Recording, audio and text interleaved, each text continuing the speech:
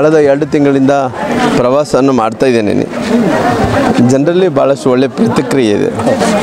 ದೇಶದಲ್ಲಿ ನರೇಂದ್ರ ಮೋದಿಜಿಯವರು 400 ಸ್ಥಾನಗಳಿಗೆ ಗೆಲ್ಲಿತಿದ್ದಾರೆ. ಅದರಲ್ಲಿ ಶ್ರೀರಾಮುಲು ಕೂಡ ಒಬ್ಬರು ಆಗಬೇಕನ್ನಂಥದ್ದು ನನ್ನ ಬಳ್ಳಾರಿ ಮತ್ತು ವಿಜಯನಗರ ಜಿಲ್ಲೆ ಜನರು. ಹಂಗಾಗಿ ಮೋದಿಜಿ ಸಾಹೇಬರು ದೇಶದಲ್ಲಿ ಬಡತನದಲ್ಲಿದ್ದಂಥ ಎಲ್ಲ ಶಾಶ್ವತವಾಗಿ ನಿರ್ಮೂಲನೆ ಮಾಡಬೇಕು. ಬಹುಶಃ ನನಗೆ ಗೊತ್ತಿರೋಂಥ ಪ್ರಕಾರ ಇನ್ನು 5 ವರ್ಷ ಒಳಗಡೆ 50 ಕೋಟಿ ಬಡವರು ಏನಿದ್ದಾರೋ ಆಲ್ರೆಡಿ 25 ಕೋಟಿ ಜನರು ಬಡತನ ರೇಖೆಗಿನ ಮೇಲೆ ಬಂದು ಮಿಡಿಲ್ ಕ್ಲಾಸ್ ಫ್ಯಾಮಿಲಿಗಳಾಗಿ ಆಗಿದ್ದಾವೆ. ಇನ್ನು 25 ಕೋಟಿ ಜನರನ್ನ ಇನ್ನು 5 ವರ್ಷ ಒಳಗಡೆ ಶಾಶ್ವತವಾಗಿ ಬಡತನ ನಿರ್ಮೂಲನೆ ಮಾಡೋಂಥ ಕೆಲಸ ಮಾಡ್ತಾನೆ. ಎಲ್ಲರಿಗೂ ನೆಮ್ಮದಿಯಿಂದ ಬದುಕುವಂಥ ಕೆಲಸ ಮಾಡ್ತಾರೆ. ಅದಕ್ಕೋಸ್ಕರವಾಗಿ ಇವತ್ತು ಜನರು ಭಾರತೀಯ ಜನತಾ ಪಾರ್ಟಿ ಪರವಾಗಿ ಮೋದಿಜಿ ಸರವಾಗಿದ್ದಾರೆ. ಹಂಗಾಗಿ ಇವತ್ತು ರಾಮುಲು ಅವರು 35-40 ವರ್ಷಗಳಿಂದ ರಾಜಕಾರಣ ಮಾಡ್ಕೊತ ಬಂದಿನಿ. ಈ ಬಾರಿ ಜನರೆಲ್ಲರೂ ಒಕ್ಕೂರದಿಂದ ರಾಮುಲು ಅವ್ರನ್ನ ಗೆಲ್ಲಿಸ್ತಾರೆ. ಕ್ಷೇತ್ರದಲ್ಲಿ ಜನರ ಸ್ಪಂದನೆ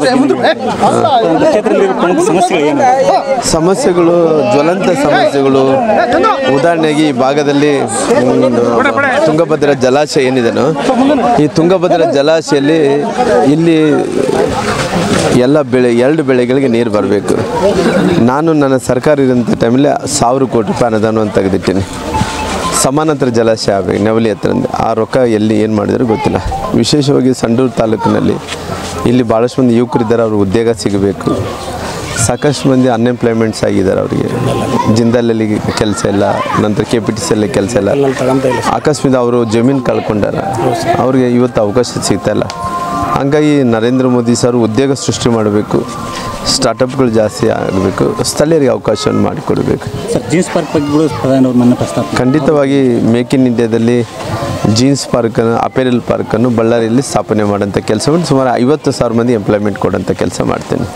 ಈ ಬಾರಿ ನೀವು ಎಷ್ಟು ಲೀಡಲ್ಲಿ ಗೆಲ್ಬೋದು ಅಂತ ನಿಮಗೆ ವಿಶ್ವಾಸ? ನಮಗೆ ವಿಶ್ವಾಸ ಇದೆ, ಗೆಲ್ಲಿತೀವಿ ಅನ್ನೋಂಥ ವಿಶ್ವಾಸ ಇದೆ. ಒಂದು ದೊಡ್ಡ ಮೆಜಾರಿಟಿಯಲ್ಲಿ ಗೆಲ್ಲಿತೀವಿ.